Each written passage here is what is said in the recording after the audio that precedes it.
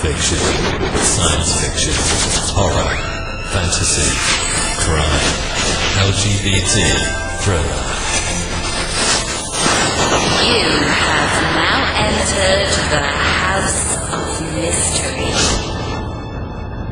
with your hosts, Eric Shapiro, David North Martino, John Copenhaver, and Al Warren. Heard on ancestry 106.5 FM Los Angeles, 102.3 FM Riverside, and 105.0 AM Palm Springs. Well, welcome back into the House of Mystery. I'm Al Warren. Now today, joining me, we've got a writer, returning author, and the new book is called Scorch Mark. So J.P. McLean, thank you for being here. It's my pleasure. It's fun to be back. Yeah. You notice, you see, I called you McLean, right? I didn't want to say McLean. Well, you did it right. You did McLean right. Although I'm sure there are some people that pronounce it McLean. It's the McLean. There was a time when McDonald's had a burger that they called the McLean burger. That's right. And I got that a lot. I still remember it, so I want them to bring it back. So when you write, I always wonder about this when people are writing a series like this. This is Dark Dreams series, and it's book 3. Did you have it in mind at the very beginning when you were writing book 1 that this was going to be 3 books, or maybe it's even going to go further? Do you sort of plan that all out for a series? I don't.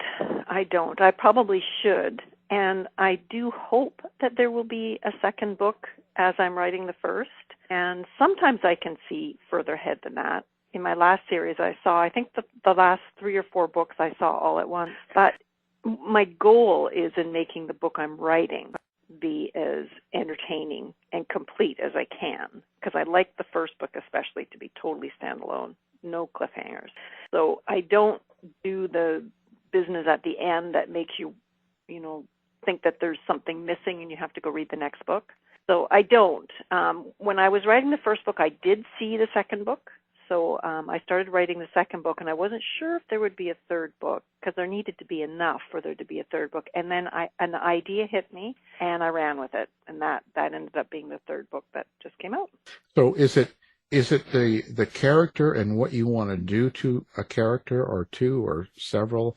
Or is it just the story and you're kind of throwing the characters into it? Like, what is it that starts out when you said you had an idea? Oh, okay. Well, the idea, the books are all based on one character, the main character, whose name is Jane Walker. And she's born with a string of birthmarks around her body, blood red blood marks. And we learn in the first book, and it's hinted at even on the back of the book, that the marks are protecting her. And so I thought this would be really interesting if I gave those blood marks, or the protection of the blood marks, to the bad guys. So that was the idea when I was writing Ghostmark, that I thought I'm going to turn the tables on this and make it so that they've got to outsmart one another. They can't resort to shoot 'em up, bang, bang, killing one another, because they can't. They're protected with these marks. And that made it a lot of fun. That's really kind of a really kind of cool idea. It's almost like a sci-fi in a sense. I suppose.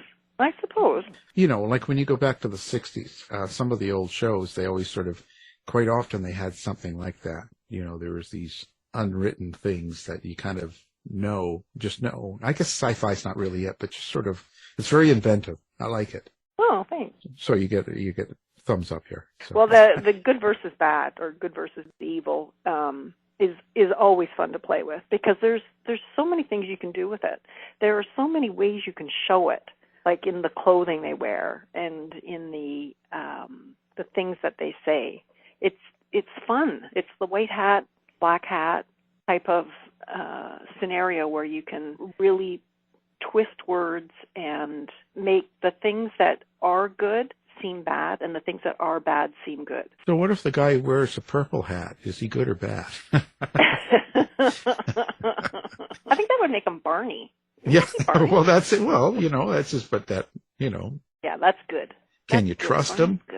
That's can we trust a purple hat? Well, that's kind of good. And now, Are you living through Jane Walker when you're writing a book? Like for the whole time, however long it takes you to write one of these books. So that whole time, are you living through Jane Walker's eyes? I am when I'm writing it. I mean, I don't day to day, cooking. I'm not thinking about it. But when I am writing, I'm most certainly her. And same thing with the other characters. When I'm writing the Sadie character, who's her best friend, who has her own voice in this book, I'm her. And that's fun because she's a prostitute. Oh, well, there you go. In her spare time. Yeah. So, yeah, that's a fun one. Yeah. But I do enjoy being able to get into the headspace of the character, and I think that makes it more entertaining for the reader as well, because there are little things that you can do when you're in someone's headspace to make it that person's headspace versus the other characters. So, the language you use and the profanities that you use, the way you speak makes you different from the other character, and that makes it easier for the reader to follow the story. For the whole time that it takes you to write. How long did it take you to write this one? This one, the outlining took, the outlining starts way before the book gets written, but the outline's done before I start writing, even if it's not a really good outline. So I would say with the outline, like after the outline was solidified, it was about 8 months of writing. For that 8 months, I don't know about you, but now that I've been writing in the fiction area this last year, I find that it's a lot more emotional, let's say. You feel it a lot more than when you're writing true stories. For me, I find this is a lot different experience writing. And so if you're writing it and you're going through the mind, so you're kind of living as Jane Walker as you write her story and other characters and stuff, at the end of the book, when you put it into the publisher and it's sort of done and going to be coming out, do you think that 8 months has changed you? Yeah, absolutely. Yeah, I think it does change you. And I think it's because you create this world. Like all of the problems that come with this world and all of the quirks and all of the angst is something you have created.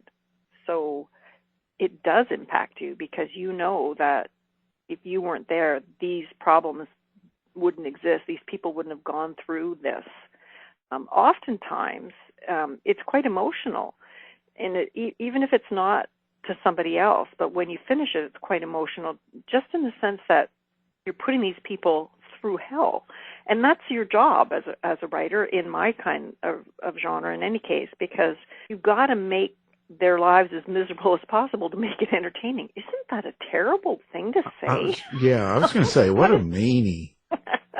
But it's kind of true. If everything is all, sunshine and rainbows, it's probably not a supernatural thriller. In order for it to be a supernatural thriller and suspenseful, you've got to have a lot of nasty stuff happening. You should be J.P. McLean. Well, maybe I am, but some people. Yes, you could write certain books under the McLean label. Oh, wouldn't that be funny? I could have a whole bunch of personas with the Mac in front of it. Yeah, just think about it. This is we've got a whole new outlook here for you here. Yeah. This is going to be Mac wild. Romance, Mac Sanderson, Mac Me. Mac tonight. Make it Mac. Yeah, see, you got lots of stuff going on. Did you come up, again, I like to see this. So when you said you had the idea, so you get the idea and you start putting your characters into it, did you have a theme? Was there something that you wanted to get across to the reader in the book that comes out of this idea? Not that comes out of that idea, but and it's interesting because I think a lot of times themes don't really show themselves until after, when the book is finished. And the theme, I would say in this one, is family.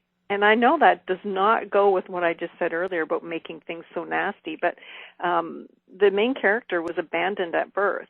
And all through the 3 books, but culminating in this 3rd book, the notion of family and what it means, and the family you're born with versus the family you make for yourself, that would be the theme.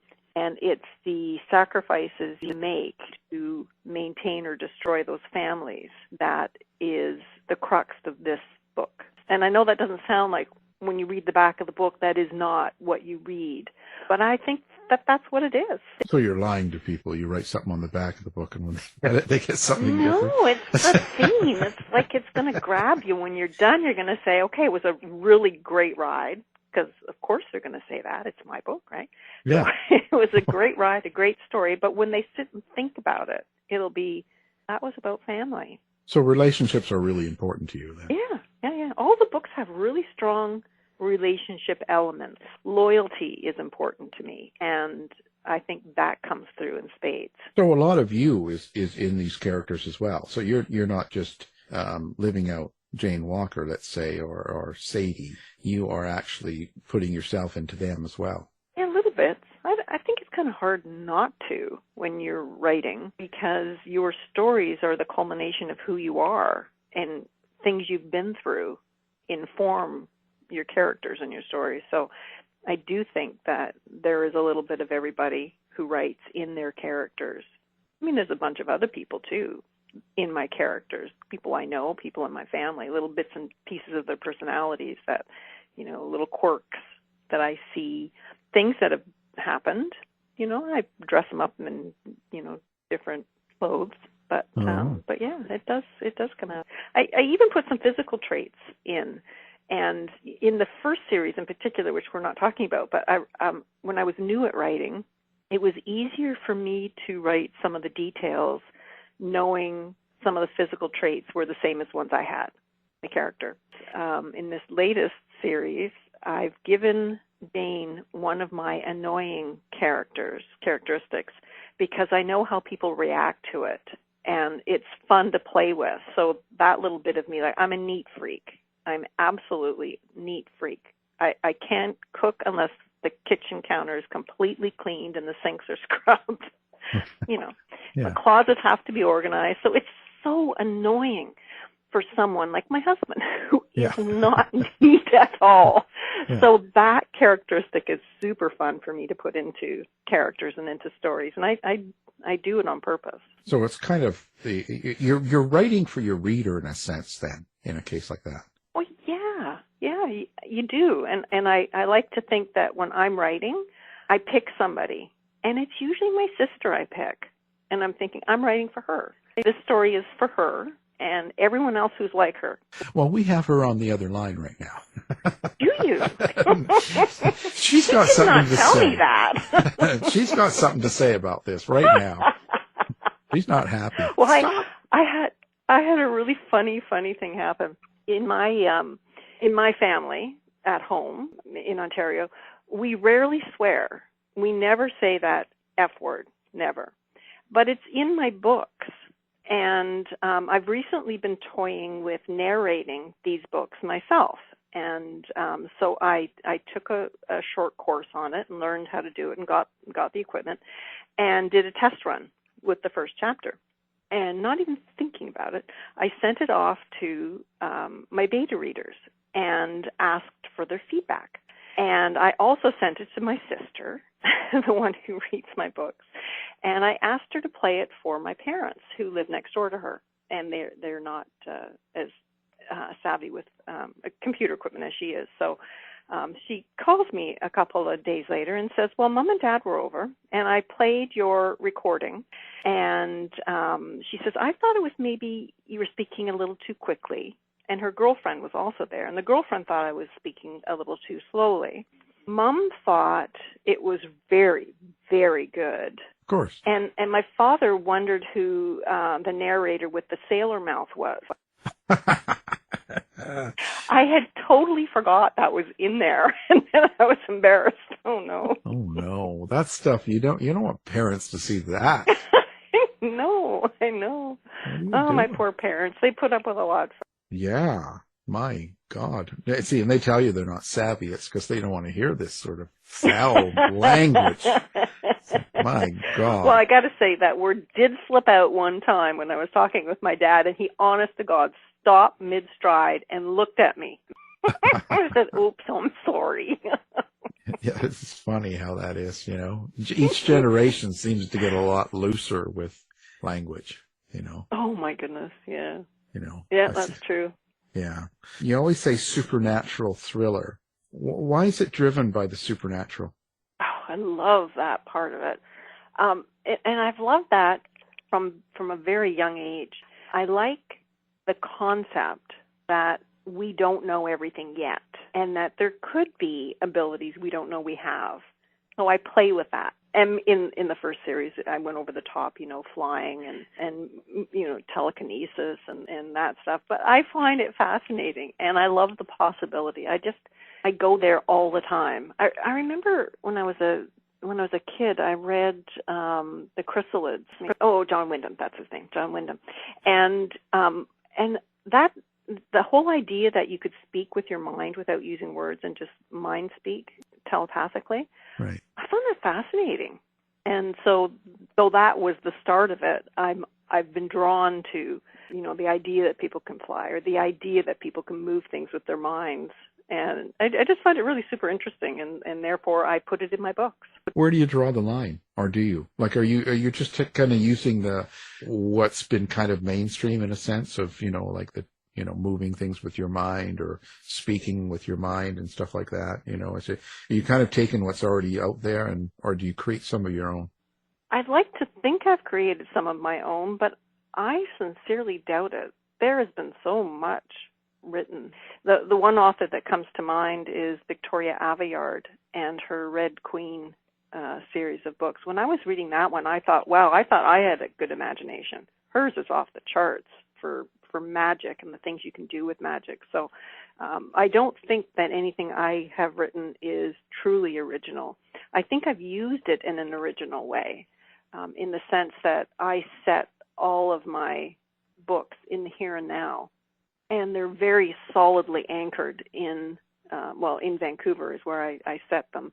And I do that because when I'm reading books that are set like that, I find it so much easier to slip in the supernatural and make it believable. And then you can put more supernatural in. Never enough Bewitched. Oh, guilty as charged. Yeah. Yes. Well, so is Vancouver written as a character then? Oh, it is, definitely.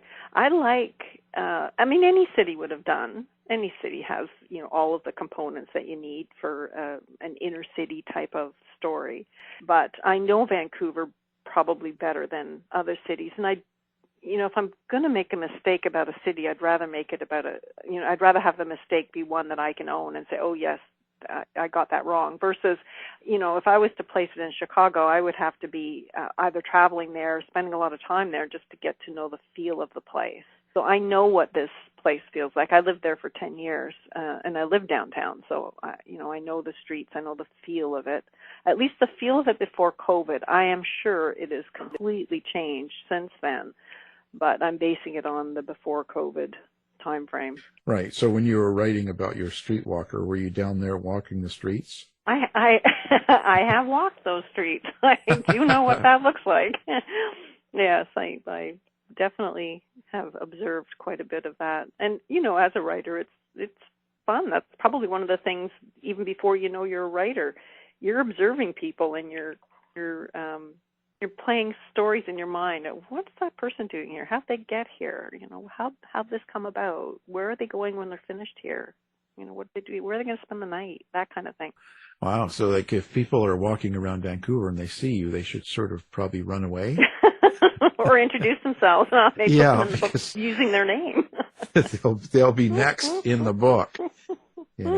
How do you rate the evil person? The evil character, or the ones that are trying to do, let's say they're setting up the tension, the ones that we should be scared of the most? Those characters are the people in my life that have irritated me or tried to hurt me.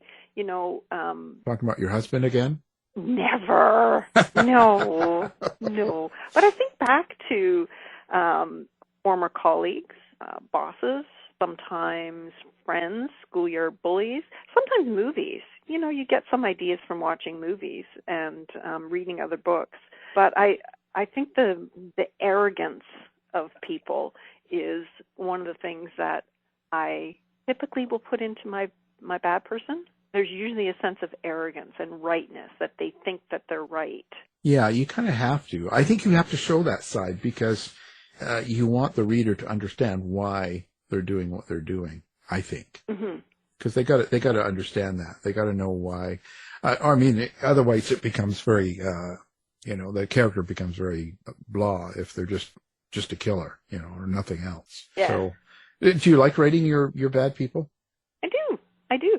The best part of writing the bad people, well, actually, the best part of all of it, but the bad people in particular, is the dialogue, because I get to pick what goes in their mouth, what they say. And I love being able to develop character through the way they say things, the words they use, the punch of the words, like whether or not you're going to put a period after every word in "I'm not going there." That type of visual in the writing that portrays character is fun. I do find that fun. You just like being able to swear. I love being able to put words in people's mouths. I think back to all the arguments you've had in your life, and you never get the exact right retort at the right time. And when you're writing, you can do that. Right. It's always perfect timing, and the retort is just wonderful. So are you one that has to be in a certain location when you're doing these books? I wouldn't say I'm one that has to be. It's just that I don't generally go anywhere. So I am. So you're always there. I usually sit in the same spot because it's just where all my stuff is, handy mug and my reference material and such. And if I'm not writing here, I have on occasion been at my sister's house, and I just find a quiet corner. That's the only thing I really need is quiet. Otherwise, I can write anywhere, but I do have my favorite spots. The other thing I do is I have different spots for different writing, and I think that's because when I'm in my creative mood, I'm in one spot, and if I was to start doing my marketing type things, I don't know, maybe it's just a mental thing. It doesn't flow as well. Like I can't do my creative stuff where I'm doing my marketing stuff. I can do it the other way around. But my creative stuff, it's almost like I've created a little corner in a room that's only for creative thinking. There's no internet, there's no radio. It's just quiet in that little corner. And when I'm doing my marketing kind of things, I can have music on. The TV can be going in the background. It doesn't really bother me. I can sit there and my things that I need to do, but not my creative stuff. That's kind of like a sacred little spot that I cordoned off. And when I'm in my sister's house, same thing. As long as it's quiet, I can do it. And that's where the bodies are, right? The dead bodies. In the backyard. Yeah. What is mood important to you then? Can you just go about this writing thing anytime, or do you have to put yourself in a certain mood or be in a mood, or it just doesn't work all the time? No, I can pretty much put myself in the mood for it, but I do notice things. Like, for example, it's really difficult to write a heavy fight scene on a brilliant, sunny, warm day, and on a miserable winter rain, leaf throwing when the leaves are sticking to the windows because the wind's so bad and the rain's bad. It's hard to write a happy, upbeat scene. You really have to work harder on those days. And it's just perfect if when it's crappy out, you're writing a really tough scene. It just adds to it. Do you ever write, is there, let's say, is there a lot of violence in your books, or do you write violence in the book? I do. Are you conscious of it then? Are you thinking about how you write it for the reader, or do you just kind of go with what you feel is right? I go with what I feel is right. I'm usually in that character's head, so if there is violence happening, they're probably defending themselves. Oh, so you say. Yeah. That's what that character would think at the time. So it's not. They have to do as much as they have to do to get themselves out of whatever situation they're in. And sometimes it's not much. Sometimes they just have to be clever and think clever and do something clever. And other times they actually do have to, grab the knife. And this character, she keeps a knife in her boot because she grew up on the street, so she's familiar with knives. Is that where you keep yours?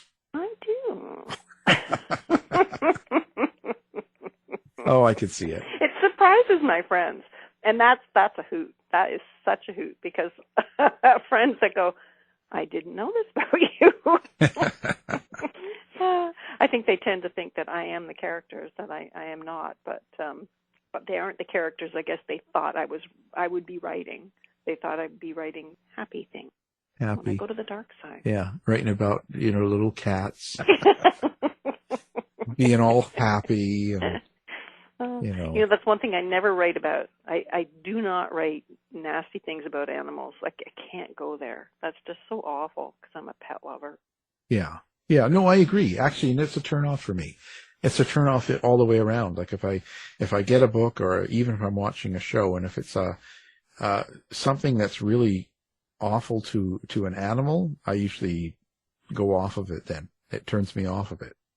I read a book once. I can't remember the name of it, but I got to a scene and it was already read, and I couldn't unread it. And I think of it to this day, and it just is so sad. And I wish I had never ever read it. Yeah, I'm not one for that, and I don't know what it is. It's something that's happened as I get older. Maybe I'm just getting old and soft. I don't know. Maybe that's it. That's it. I don't know. I don't like it. So what do you you don't know if you're going to do a book 4 then at this point, or do you? At this point, I'm not going to do a book 4. And the reason I'm not doing a book 4 is because I've been contemplating, and a bunch of witches have been kind of nagging at me. They want me to get back into more magic. So okay. I am jotting down. I'm at the outline stage for a book about witches and warlocks, and I'm trying to. Well, I'm not trying to. I will find a different take on witches and warlocks because I don't want to redo things that have already been done. I want to put a new twist on witches and warlocks, and that's what I'm working on. Okay. So they're going to you're going to have a group of witches and warlocks that are running a spa. Oh, God. Well, that's funny. I have no interest in writing werewolves or vampires. I don't know why. It just doesn't interest me. But the warlocks and witches, that's got potential. Oh, well, there you go. So what happens to these characters then? So you're not going to write a book 4. So what's going to happen with these characters that you've spent all this time with? Well, there may be a book 4, but not right away. It is the same with the first series. I mean, it's finished as well. Like, I think it's wrapped up really nicely. I could go back and, I mean, there's so many things this character can do because she's part of her thing. She's got these marks protecting her because she sees the past. She has the gene that allows her to witness past events, and she's charged with righting the wrongs that she sees. So there's tons of potential for her to continue on. It's just that at this time, I'd like to start something fresh. Right. Yeah, and it is really wrong to wear old jeans that you used to wear 20 years ago. Well, the other interesting thing about series, I've written 2 series. I've written 10 books, but they're in 2 series. So I'm always talking about usually the first book.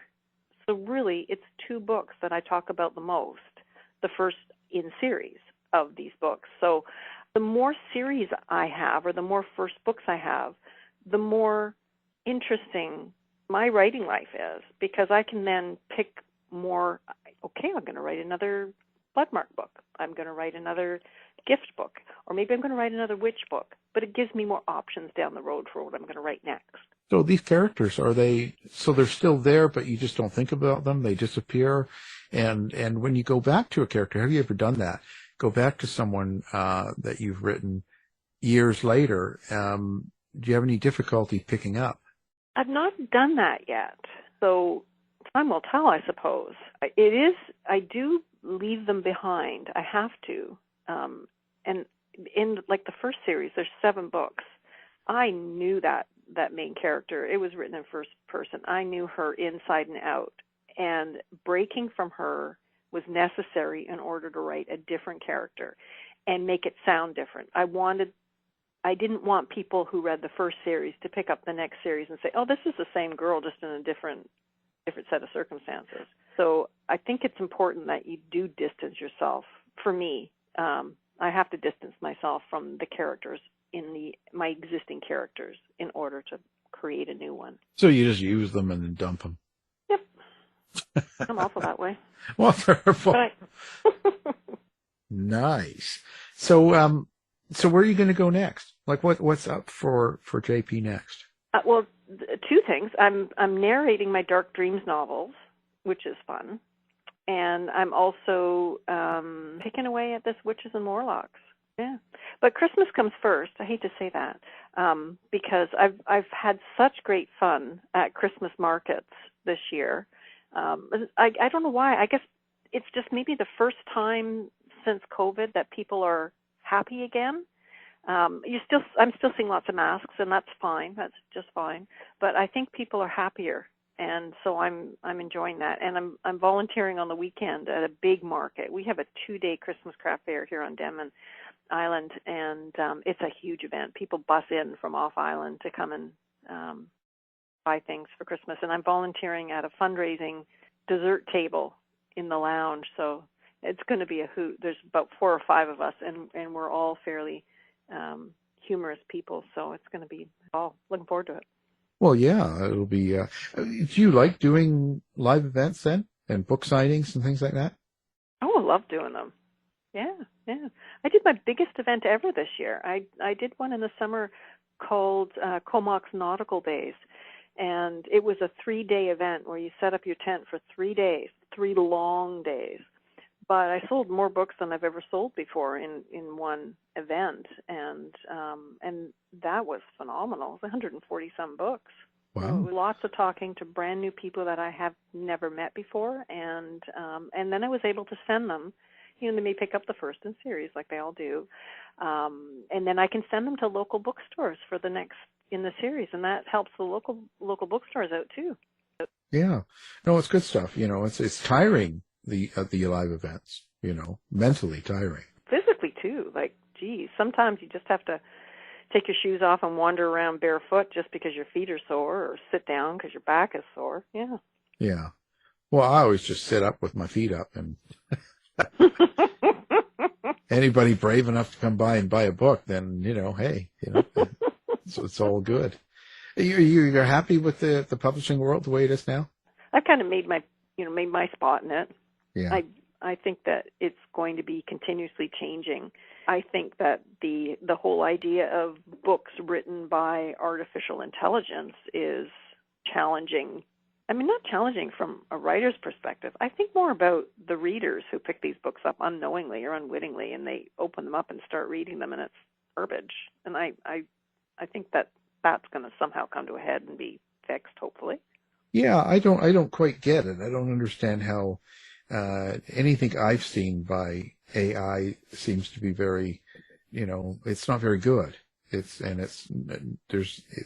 don't know. It's choppy. It's not really good stuff. So I don't know. I mean, I think there's a place and a purpose where you can use it, and I've certainly used it. And in particular, I'll get it to help me with marketing. Like, I'll ask it for 10 of the most popular Twitter hashtags, or this or that. I'll narrow the question down as best I can. And that saves me a lot of work, and you can ask it to, come up with put your next blog post in and say, give me a 3-word or 4-word or 5-word title that is search engine optimized. That stuff is super helpful and saves an awful lot of time. But when I read short stories, even back of book descriptions, they're missing something. I think they're a great starting place. And then you have to really, really work on fine-tuning them, honing them in. Right. Yeah. I've just had no experience with them. I haven't got into it yet, so I don't know. I don't have room for it. One more thing to figure out. Yeah. I got enough going on, and I just don't know. I don't even do hashtags even when I post, so I'm out of it. I'm old school. Yeah. Real old. Well, where do you stop? Where do you stop? You have to kind of pick a few things and work on those and not be bothered too much about the rest of it. Yeah. Are you on TikTok? Yeah, I'm on TikTok. I have a pretty good following on TikTok and Facebook and Instagram. Like I'm doing well on those ones. Twitter, not so much. Blue Sky, not so much. I'm on all those, but I don't have much of a following. But I don't really work them as well, I guess, and I don't understand them. But the other three, I've done really well. I think Facebook, I've got 85,000 followers now. Oh, I'm one of them. Yeah. Well, there you go. See. But I don't know. I don't really pay much attention. I do my social media and run, in the morning and try to stay away from it. So you're doing social media? People find you there real easy? Yeah, I'm doing Facebook, Instagram, and Twitter, or X. X is being less and less effective. So I'm really concentrating on Facebook and Instagram. I've been playing a little bit with Threads. It's not as productive, I suppose. I don't get as much traction there as I do on the other two. But I'm not on TikTok. I just, like you said about AI, I just can't take on one more thing. Right. So I'm not on that. And I'm not particularly good at creating video, which is something that I believe is an important part of TikTok. Is it not? It's the main thing. That's what most people look for is the video sort of thing. I just post the regular posts, and it's grown quite a bit. It's in the 60,000 area. It's grown a lot, and that's just from me posting it's just what I post normal. I haven't worked it as in doing videos. I do my dog once in a while when I walk him and stuff like that, but that's, nothing major. So I don't know what the key is there and why people gravitate to certain accounts. I'm not sure. But like I said, I do it and run, Are you doing, do you have a website? Yes. It's jpmcleanauthor.com. Well, we'll put all of that up there on our website. And, of course, we'll have your new book and everything else up there so people can find it easily. They can hunt you down, give you Well, thank you. Always good to be hunted down. Yeah. Well, then you're wanted. Right? I mean, they're taking the time, So, anyway, so your new book, Scorch Mark. And it's Dark Dreams Book 3. Dun, dun, dun. J.P. McLean, thank you for being here. It's been a pleasure. Always nice to chat. You've been listening to the House of Mystery radio show. To find out more about our guests, hosts, or shows, go to www.houseofmystery.com. Show's over for now. Was it as good for you as it was for me? Yeah. Good night. This has been a production of Something Weird Media. I'll be back.